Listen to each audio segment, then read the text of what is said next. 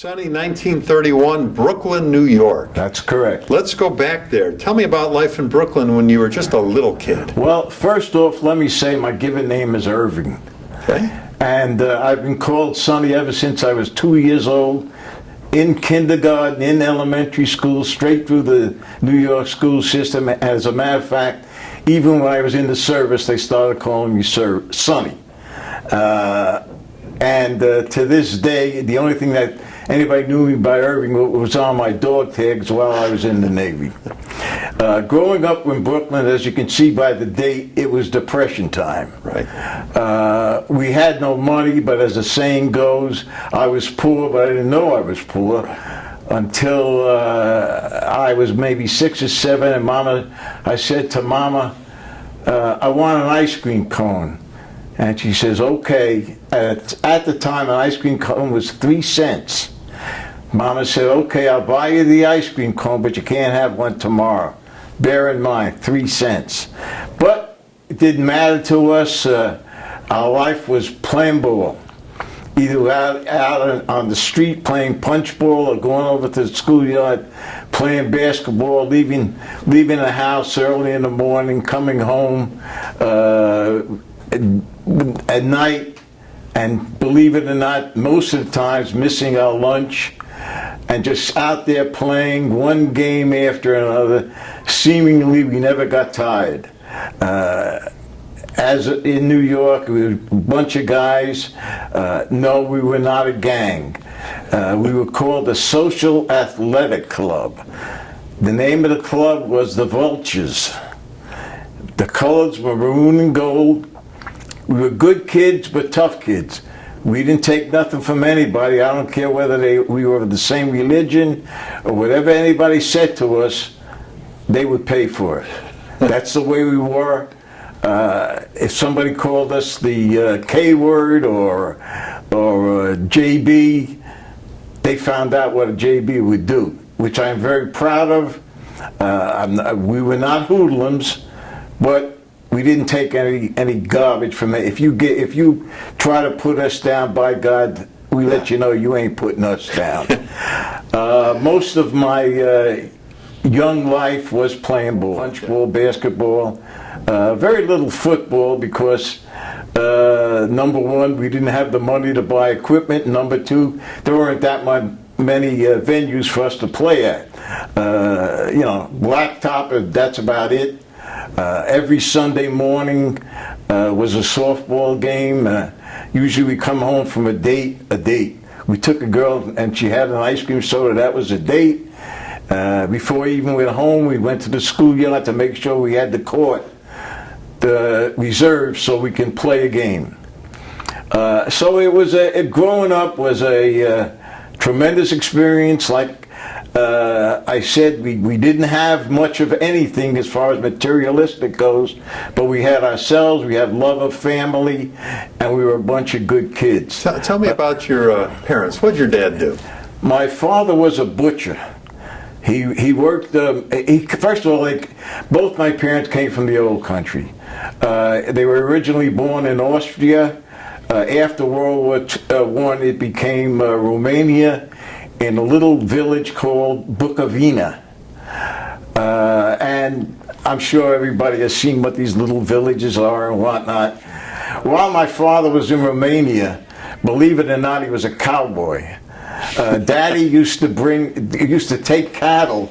They were in Romania and they were near the Russian border, and they used to take the cattle over to Russia to graze and then bring them back, so I guess you'd call them a cowboy. They left they were the second cousins. Everybody, it seems, was related. They left Bukovina.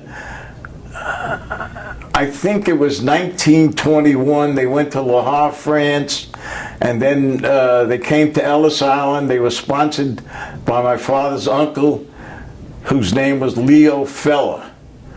Uncle Leo took mostly my father, Adolf Hacker, took him, and he was a pharmacist. Uncle Leo got Daddy a job as in a meat packing house. He worked in meat packing houses, slaughterhouses,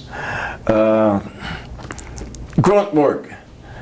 But honest, hard labor, a good man. Daddy always worked, didn't drink, didn't make a heck of a lot of money, but it seemingly, Mama went to work, and she worked in the garment district as a forelady, and she was very proud of the fact that when they asked her, what did you do in the garment district? I was a forelady. Sounds like a supervisor, but anyhow, so Mama went to work, always had bread on the table, always was taken care of medically, so I don't think that's poor. Yeah. We had what we needed, and that was good enough for us. Did your dad ever tell you why they made the journey to come over? You know, they never spoke to me about why they came over. The only thing I can say is, as we've read and heard lately, this was the land of golden opportunity. Right. And living in the small town of Bukovina, they had no opportunity. Now, did your grandparents come over too, or I never knew my grandparents. they didn't make the trip? They did not make the trip. Mama and Daddy went by themselves. My mother had two sisters here, older sisters, and my dad had his uncle Leo, who was the patriarch of the family. He owned a drugstore, and he was the big man. And when they came over, they went where all immigrants go. They came in through Ellis Island, ended up in the Bronx for about about a year, and then they went to where everybody else did, to the Lower East Side. Yeah. And from there, Daddy had numerous jobs in packing houses, and then he and Uncle Leo opened up a butcher shop. Right. Unkosher butcher shop, I might add, in Greenwich Village on McDougal Street. I'll never forget that. And that was during the Depression. Unfortunately, it didn't work out. They went broke, and Daddy went back to working in packing houses and slaughterhouses. Unfortunately, I never really spoke to my parents about their parents. I never sat down with Mama or Daddy saying, how was it over in Bukovina? How was it coming here, via La Havre, and then going to... I never did, and I guess on my part it was selfish, because I didn't care. I just want to go out and play ball. Right. And so, and I regret that. Yeah. I regret the fact that I never knew that much about, number one, my grandparents, number two, what it was like growing up in Bukovina. Again, I regret that. Where did your parents meet? I think it was just like the stories I've heard. They grew up in this little town. It was, I would say it was here's Clara, here's Adolf.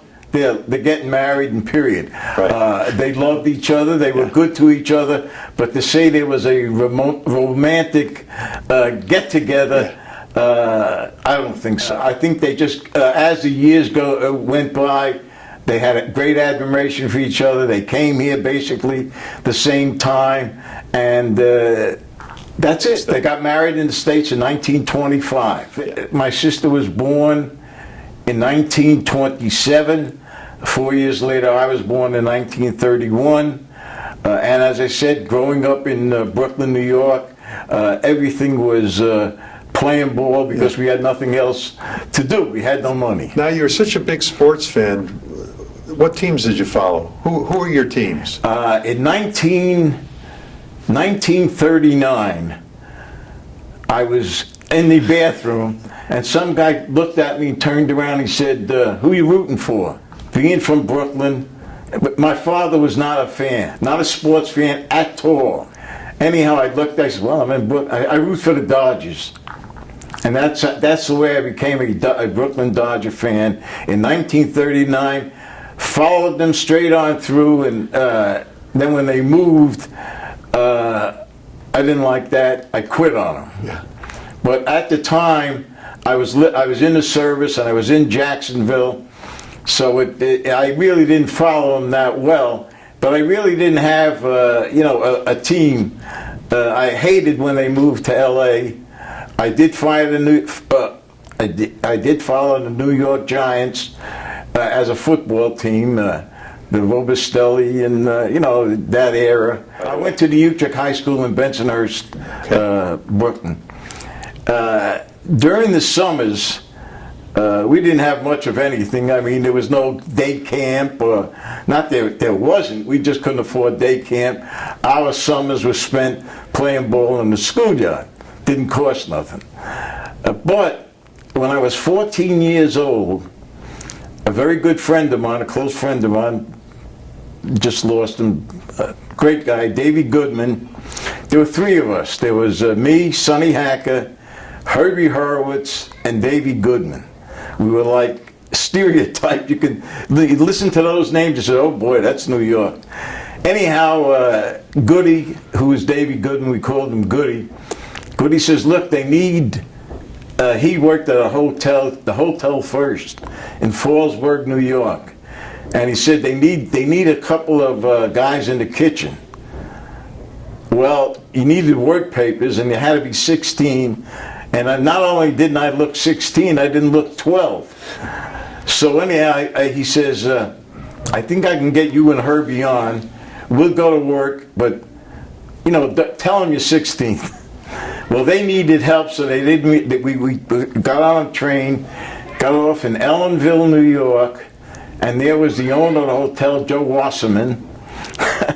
And Joe, and they looked at us. I crunched down in the back seat, and they said, "How old are you?" "Oh, I'm 16." Well, like I say, I didn't look 12, but needless to say, they hired us. We worked that summer. I started out at what they call the middleman, and the middleman washed glasses and silverware, not with a machine that we put it in, two brushes in the sink, going up and down.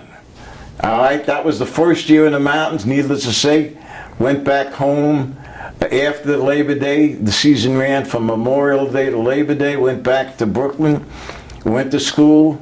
Summer came again, back to the Hotel First. This time I got a promotion from the middleman to a busboy. I bussed tables, did that for 2 years at the Hotel First, keeping in mind every summer we went there.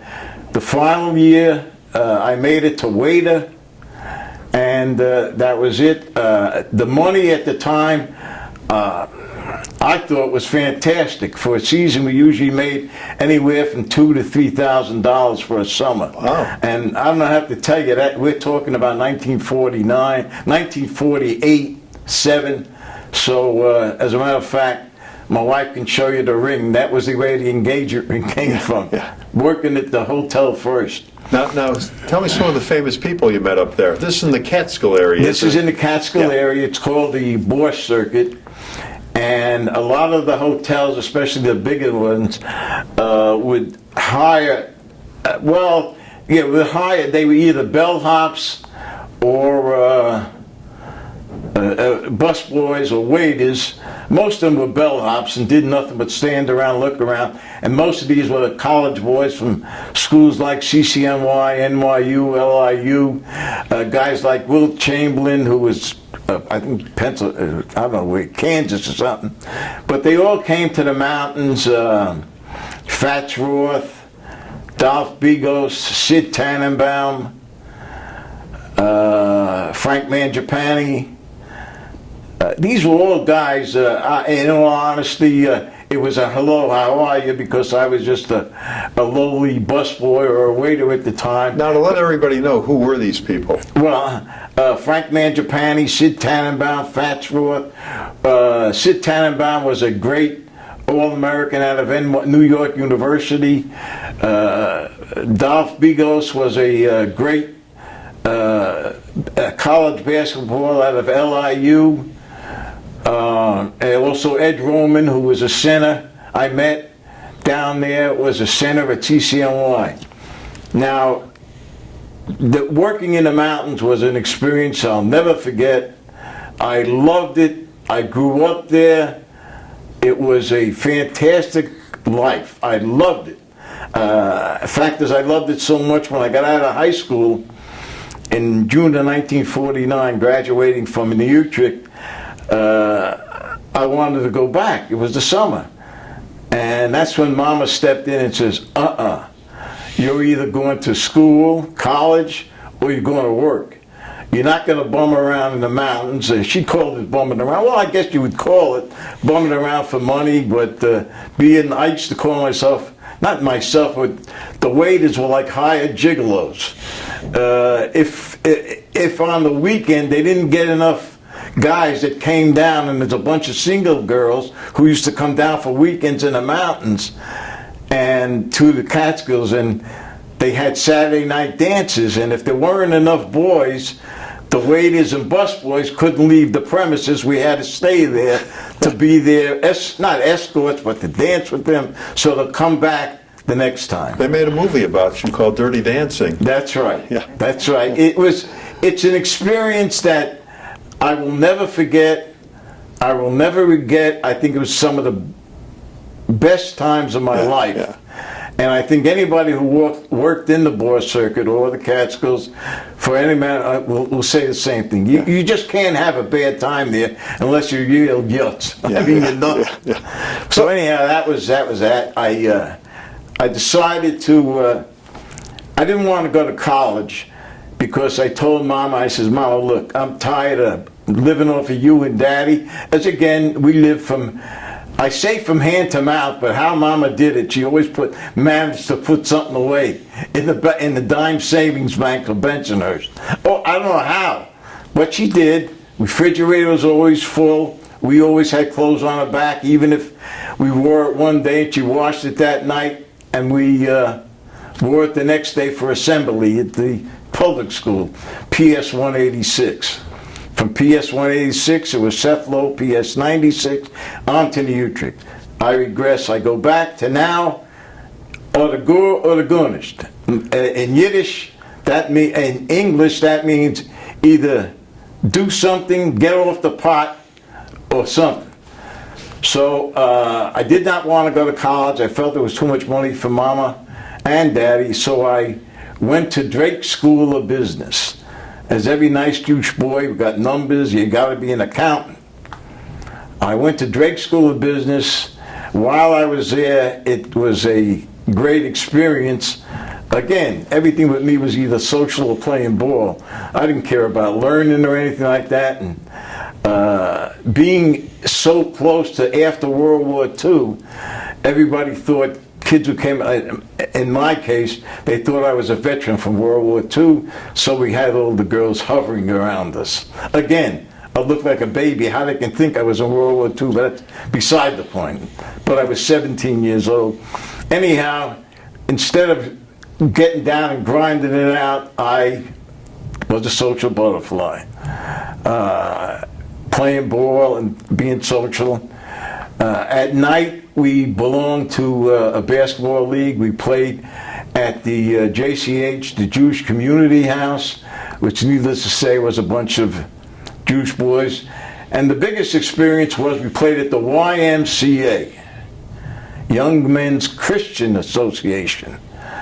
I don't want to get with Jewish and Catholic. And well, anyhow, to make a long story short, we ripped that league to pieces. We were the only Jewish boy playing in the league, and we made those, I don't know, you can cut it out if you want, we made those goyim look silly. We just tore them up. First fight I was ever in, we made them look so bad. One game, as we were walking down the showers and lockers were down in the cellar, and all of a sudden they were waiting for us at the bottom of the steps, and they started jumping us.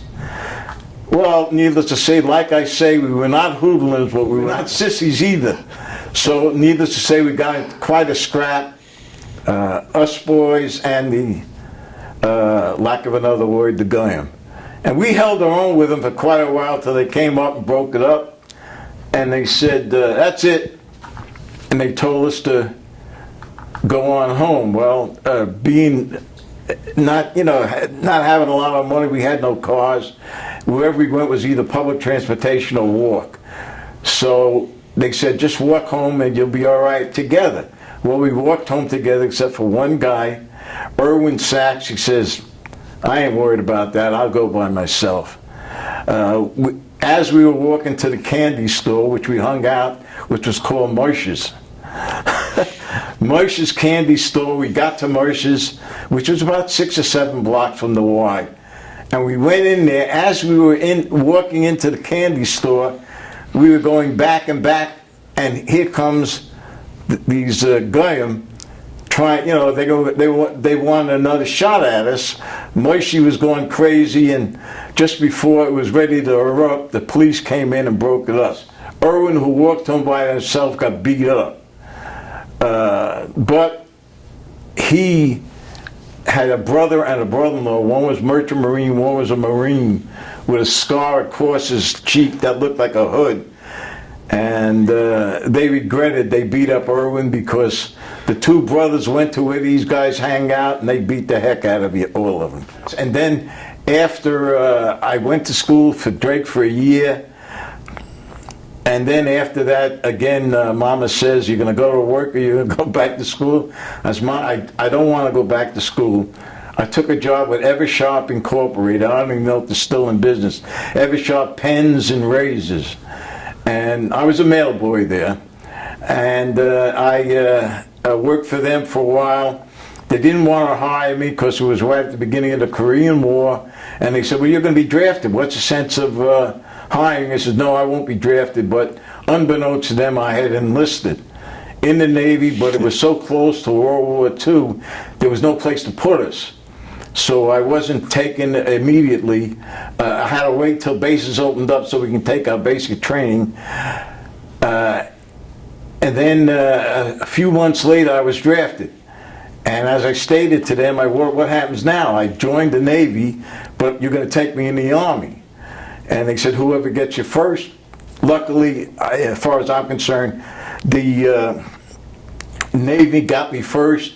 2 weeks after that, I was in Bainbridge, Maryland, taking boot camp. Stayed there for about 3 months. I might add, my division, we were all, about 90% of us were Jewish boys from the New York area, who, in the history of boot camp in Bainbridge, Maryland, the entire company had to stand captain's mast. So instead of doing 12 weeks in boot camp, we had to do an extra week doing nothing but reading the Code of Military Justice and stand inspections. After boot camp, I went to aviation prep school, which was a basic course on learning about aviation. And I went into naval aviation, took a basic course. After naval aviation, 12 weeks, we were assigned to schools what would be our MO. The only thing left about when I got there was parachute rigger, or which was in Lakehurst, New Jersey, or aerial gunner. I wanted to go to be a parachute rigger because I wanted to get back home to Lakehurst, which was on the East Coast. But I found out you had to pack your own chute and jump, so that was the end of being a parachute rigger. I became an aerial, I went to aerial gunnery school in Jacksonville, Florida, and did that for about 12 weeks, and after that I was assigned to a fighter squadron going to Korea aboard the USS Ticonderoga carrier. I said, well, I got some leave coming, can I go home? They gave me 10 days leave. When I got back, the squadron had left, and they put me, and they told me to wait. They're going to put me in another squadron, which ended up being, at the time it was called VJ2, Hurricane Hunters. And they put me in that. To start out in the Hurricane Hunters, they didn't really need aerial gunners at the time. So I, like every nice boy, I was giving out clothing and, working in the offices. Did that for about a year. And then they got some new planes in, which were called P2Vs, new Hurricane planes. And they needed aerial gunners on them. Why, I do not know, because we had no armament. Needless to say, flying in a hurricane, you strip down. To make a long story short, I did go into the squadron, into the crew, PN2. There were 11 of us, and it was like one big family.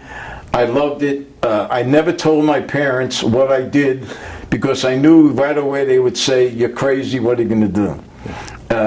In the interim, before going into the hurricane, yes, while I was in it, I met my wife, Merle, and how I met her, in all honesty, this is where I really didn't want to go out, because being a sailor in Jacksonville, Florida, I was having a good time. I didn't need it. And one of my friends who was Gentile, he said, "Look, I got a girl, I got a friend, a girl I'm going with. She got a friend back from college, and she wants to go out. But she would only go out with Jewish boys." I was the only Jewish boy in the squadron. And I told him, "Look, Brad," his name was, I says, "I got $2 on me. After that $2 is gone, it's on you. I ain't got any money." So, P.S. I did go out after the movies. I was that broke. He paid for the drinks, whatever it was, Coke, I might add. And then after that, Merle said to me, she said it to me, "When am I going to see you again?" I didn't say it. She did. And I was too embarrassed to say I'm broke. I have no money.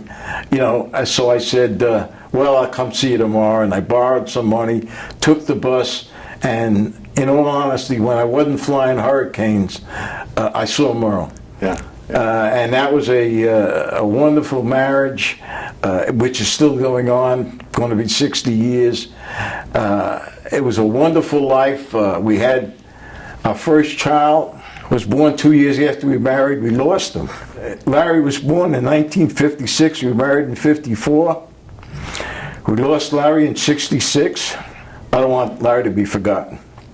I flew Hurricanes for 2 years, what we call low-level penetration. Low-level penetration is we went in at anywhere from 200 to 500 feet, flying smack into the hurricane to get to the eye.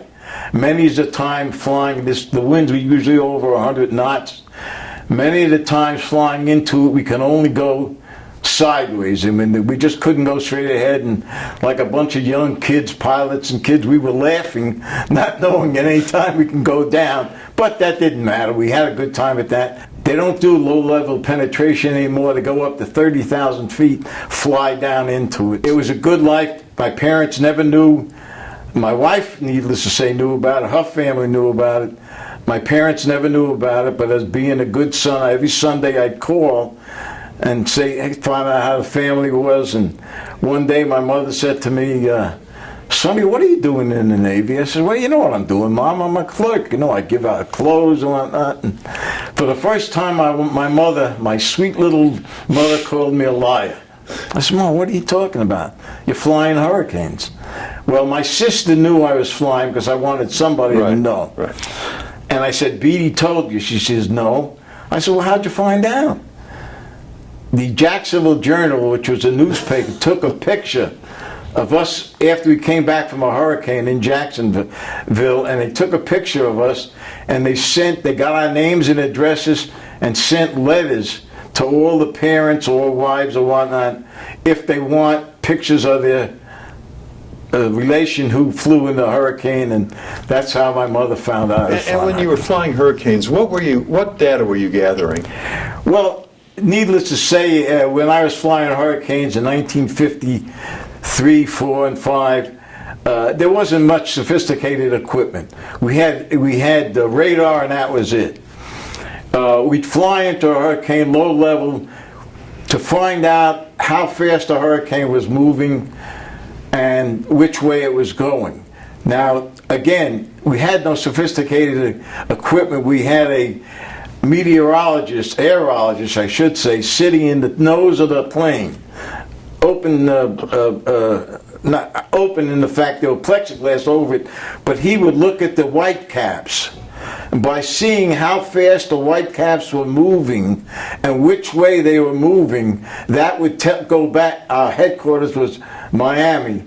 They would send back to Weather Central in Miami that the hurricane is moving south-southwest at 100 and some odd miles an hour, all being read by white caps in the water. That's how we had to fly so low, because we had to look at the white caps. Needless to say, now they're flying these Constellations that got so much equipment on it, I don't even know if they ever see a hurricane. When did you meet Gil Hodges? I met Gil Hodges. Gil Hodges was a ball player, a first baseman for the Brooklyn Dodgers. In those days, ball players were not making 8, 9, 10 million a year. They were lucky if they were making 10,000 a year. So all of them had extra jobs. They all lived in the neighborhood. They didn't have mansions. They all lived in, as I lived in, a third floor rear apartment. And he was just one of the guys. And I saw him walking down the street in Bensonhurst, and I went over and I said, "You're Gil Hodges." He said, "Yeah, how are you?" We sat, we talked, and that was it. And that was a great experience. I enjoyed it. You know, being a kid, meeting a Brooklyn Dodger was like, I don't know what you can call it. It was like a Metzia. I mean, oh my God, you know. And so that's when I met him. There were lots of them that used to go around. There was Goody Rosen I met. Goody Rosen played for the New York Giants. Sid Gordon. Sid Gordon was a third base. Those are guys, you know, I was basically in a Jewish neighborhood. And Sid Gordon was Jewish. Goody Rosen was Jewish. Gil Hodges wasn't, but they lived on the other side of the street with the guy. So it was a great... I do not regret how I grew up. I think kids are missing something now that we had. Love. They have love now, but a different kind of love. We were freelance and fancy free. We didn't have a boop, you know, to do with the Cell phones. Cell phones, and they didn't have. It was a good life. I came here to Dallas. After I got out of the service, I went for worked for family business for about a year and a half. I found out that being in the retail business was not my bag. So after a year and a half, I left. I got a job with a company called Mercer of New Jersey. Drove a truck, sold toys and records out of the truck. Went around to different supermarkets and sold them records and toys and whatnot. My wife, Merle, went to work. I made a living, but you know, for the extras, at the time we had 2 children, and we had lost Larry. And to make a long story short, we had what we needed. The kids had everything they wanted. The kids went wherever they want. So that was a good life. They had something that I don't regret I didn't have it. As long as my children had it, that was good enough for me. What was the happiest time in your life? The happiest time in my life is when I was with the family. When we moved to Dallas and we decided this is going to be our home. I had my daughter, Deborah, my son Bradley, and then the baby Howard, who at the time was about 12. Coming here to the center, I mean, Sunday morning that's it. We'd say clean up the house, straighten the house, go to the center, be there by 9 o'clock in the morning, come home at 6, 7 at night, doing everything here at the center, playing ball, meeting, doing everything. Merle and I got very involved in the center. I was on the board. We were head of the membership committee, and we loved the center. The happiest times of my life is, other than the fact now when the family's together with all the grandchildren, was coming here to the center on Sunday morning with the kids and one big happy family, not only my own family, but everybody else. Greatest invention in your lifetime? What came along that you went, wow? I guess I learned to drive a car because I never had a car when I was growing up. So to say the car was there, but you know, I guess television. I'm having traveled on the road quite a bit and didn't like the whole year. I wasn't one that bar hopped or did anything like that. I was content with sitting in the hotel room, loving sports, just putting it on the sports, and see that. So I guess I would say television. Yeah. Now, in your lifetime, you've lived through so many momentous occasions. Of course, the Korean War, President Kennedy assassination, something good, the moon landing in '69 the first time, tragedy of 9/11. What on the national scene came along that you knew exactly where you were when it happened? Well, when Kennedy was shot, I was at I owned a shoe store, and I walked out on Blanding Boulevard, and everybody was running around. What happened? The president was shot. Now, the beginning of World War II, I went with my uncle. We used to call him Unky. We went to see Sergeant York in the Marlboro Theater in Bensonhurst. We walked out. For the first time in my life, I had seen, as you see in the movies, news, Japan bombs Pearl Harbor. And that was an occasion, to this day, 1941, I remember walking out of the Marlboro Theater after seeing Sergeant York with my unkie, and finding out that the World War II had started. Now, you and Merle have 4 children. You Yes. lost Larry at a Yes. young age. 6 grandkids. What advice does Granddad have for the next generation? Have fun. It's probably not the soundest advice in the world, because I'm not crying poor mouth. I think I could have done much better with my money than I did, but I had a good time. I don't regret it, and that's what I say to them. Don't let money be your ruling your life. Have a good time. Enjoy yourself. If it's going to cost a little extra, don't stop and say, "Can I afford it?" I mean, needless to say, don't spend it foolishly, but if it means going on a cruise, go on the cruise. Do what you want to do, have fun, and I say, have fun. Yeah. Don't let money rule your life. Yeah. Did a great job today. Thanks for doing this. Well, it was my pleasure. I got 1,000 stories. I love growing up. I don't regret any. There are, needless to say, some regrets in my life, but I think basically family is what counts. You have your wife, your children, your grandchildren. Cherish them, because hopefully they cherish you, and it'll be, you asked me, the greatest times of my life is being with my family. Good job, man. Thank you. Good job.